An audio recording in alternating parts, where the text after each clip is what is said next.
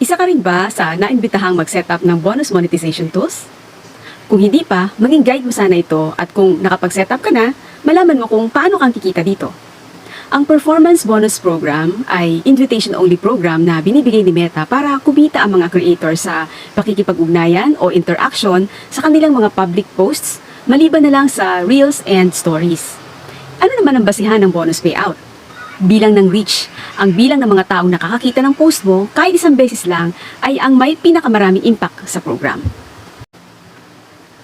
Tip to succeed. Gumawa ka ng original content gamit ang boses mo.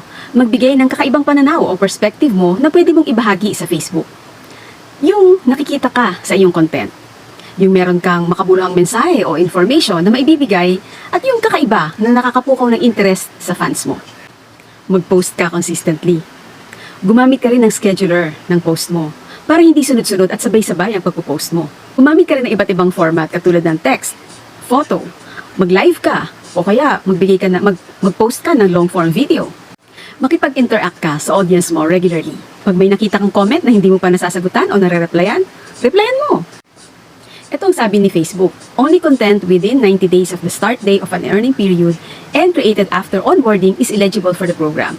Only the first 3,000 pieces of content created during the earning period are eligible for the bonuses. Paano ka naman babayaran?